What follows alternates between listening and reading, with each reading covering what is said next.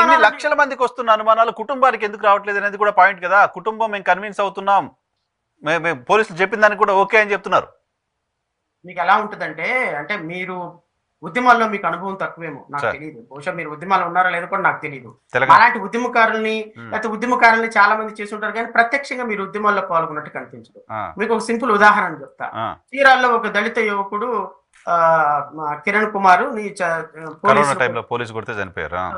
నేను వెళ్ళాను ఆ రోజే వెంటనే డీల్ చేశాను. వాళ్ళ అమ్మ నాన్న చాలా బాధపడ్డారు, ఫ్యామిలీ మెంబర్స్ అందరూ బాధపడ్డారు.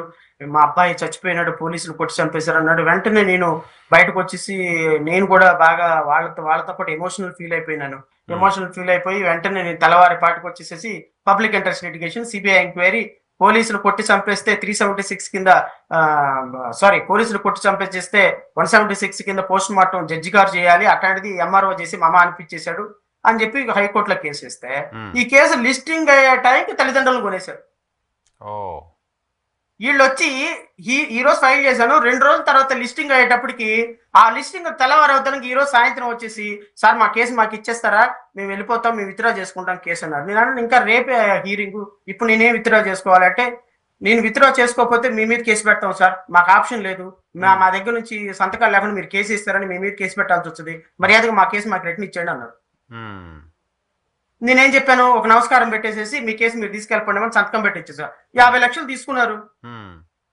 మొత్తం మేకతోటి సుచరిత దగ్గర నుంచి వీళ్ళందరూ మధ్యలో కూర్చోబెట్టి, విజయసాయిరెడ్డి మధ్యలో అందరిని కూర్చోబెట్టి సెటిల్ చేసి పంపించారు, అయిపోయింది. ఇప్పుడు ఏదో ప్రవీణ్ వాళ్ళ ఫ్యామిలీ డబ్బులు తీసుకుందని నేను అనటంలా, I'm not making any allegation, but these are the practical experiences. Family members ఎందుకు రివోల్ట్ అవటం లేదు, ఫ్యామిలీ మెంబర్స్ ఎందుకు బయటకు రావటం లేదు, ఫ్యామిలీ మెంబర్స్ ఎందుకు వాళ్ళు ఫైట్ చేయడం లేదంటే, మీరు ఆంధ్రప్రదేశ్ రాష్ట్రంలో ఇప్పటి వరకు జరిగినటువంటి దుర్మార్గాల్లో ఒక్కళ్ళైనా ప్రాపర్ గా ఫైట్ చేశారా? బాధిత కుటుంబాలు, సుధాకర్ తల్లిదండ్రులు ఎందుకు బయట రావటంలా, అనంతబాబుని చంపే సుబ్రహ్మణ్యం వాళ్ళు ఎందుకు బయటకు రావటంలా, ఇక్కడ గౌడ్ ఫ్యామిలీ మెంబర్స్ ఎందుకు రావటంలా, మన నంద్యాల్లో అబ్దుల్ సలాం కుటుంబం వాళ్ళు ఎందుకు బయటకు రావటంలా? బికాస్ ఇది ఒక ప్రాక్టికల్ వేలో ఆలోచిస్తే నరసింహరావు గారు, చనిపోయినటువంటి కుటుంబ సభ్యులకు సంబంధించిన ఫ్యామిలీ మెంబర్స్ ఆ బాధలో ఉంటారు. నెంబర్ 1, వాళ్ళకి ఏదో ఒక ఆశ చూపిస్తారు. నెంబర్ 2, వాళ్ళ భవిష్యత్తులో రేపొద్దున మనం ఇప్పుడు ఫైట్ చేస్తే చనిపోయినట్టు తిరిగి వస్తాడా? నెంబర్ 3. నెంబర్ 4, ఈ సోకాల్డ్ ఐజీలు, సోకాల్డ్ డీజీపీలు, ఈ సోకాల్డ్ పొలిటీషియన్స్, ఈ సోకాల్డ్ పర్సన్స్ వల్ల ఎంతవరకు, మాకున్న సోకాల్డ్ జడ్జిల వల్ల ఎంతవరకు కోర్టులో న్యాయం జరుగుతుందో దే నో ప్రిటీ వెల్. 2020లో కేసు ఫైల్ చేస్తున్న కిరణ్ కుమార్ కేసు 2025 లిస్టింగ్ కాల, హీరింగ్ అయిపోయిన తర్వాత ఈ రోజు వరకు కేసు లిస్ట్ కాల public interest litigation. This is how a fate of judiciary in this country. పైగా ఇంకో పాయింట్ కూడా కదా ప్రవీణ్ గారు మరణం అనేది కేవలం ఆ కుటుంబానికి సంబంధించింది గానే లేదు. ఆంధ్రప్రదేశ్ లో ఆయన చాలా మంది ఓన్ చేసుకున్నారు. దట్ ఈస్ వై ఇప్పుడు సోకాల్డ్ పీపుల్, ఫార్మర్ ఎంపీస్ వీళ్ళందరూ కూడా ఫైట్ చేస్తున్నారు. కేఏ పాల్ వీళ్ళందరూ ఫైట్ చేస్తున్నారు.